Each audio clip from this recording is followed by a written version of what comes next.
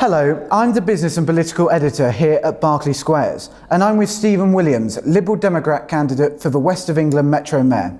In a sentence, what is the Metro Mayor?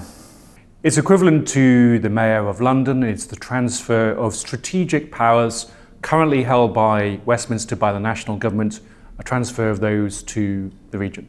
So why does the West of England need a Metro Mayor?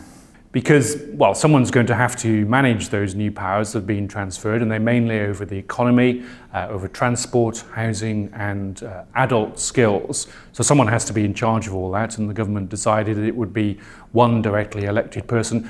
So what makes you so different from all of the other candidates in the race? Well, I think that I am the only candidate who has got that mix of local knowledge, having lived in the area all my adult life since I was 18, been a councillor here, been a member of Parliament for the city centre constituency of Bristol, but to have served in national government as well as a minister in the last coalition government, and actually to have served as a minister in the most relevant place, which was the Minister for Local Economic Growth and Housing. And those, ironically, are the powers that I used to have as a minister in London that are now being transferred out to the English region. So I've got prior experience of it, and I think in terms of central government, they know if I'm elected, they've got someone who they can deal with.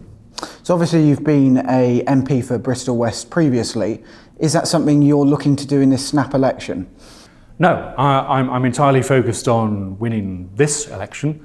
Obviously, if you're in government, you are able to exercise power, but most MPs are not in government, and this role is much more important than being an MP, and I can do so much more for people in Bristol, Bath and the surrounding areas than I could as a constituency MP. So 16-year-olds can't vote at these Metro Mayor elections. Do you think it's time they should be able to?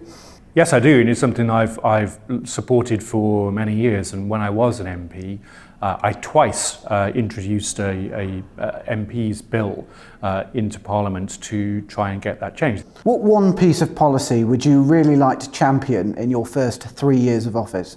Is because the regional mayor will be able to franchise bus services, one of the conditions I'm going to set is that all the buses quickly move onto a cashless payment system, so that you pay with your own contactless card or an app on your phone. And we dispense with this nonsense that as a bus goes down the Gloucester Road or White Ladies Road, for instance, that it stops at every stop for several minutes while people fumble for money. So if you have cashless payment, the bus moves more smoothly, everyone else on the road moves more smoothly, air quality improves, and I think more people are happier. And I think we can do that quite quickly.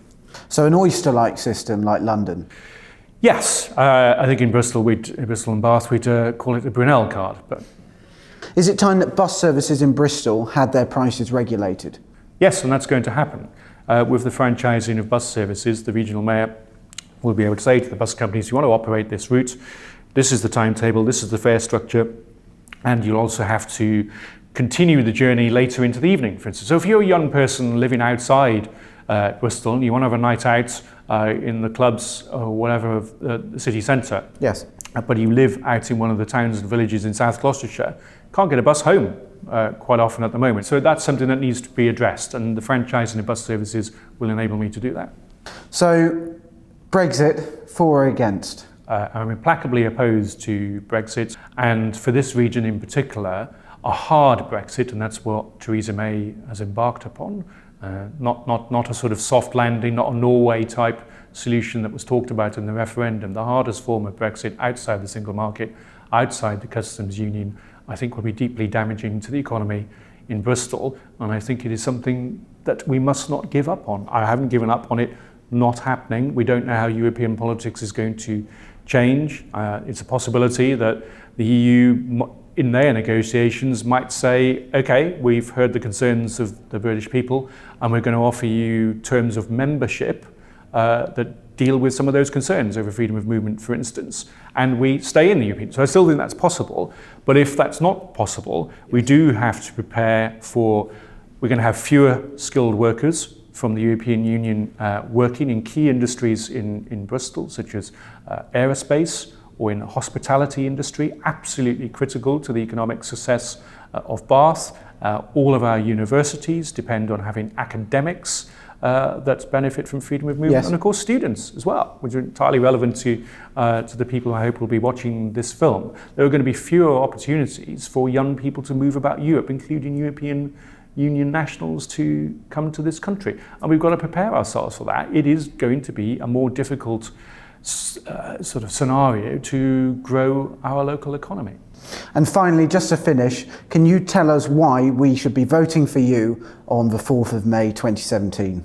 Well, I think people should vote for me because they should want the best possible person to do the job.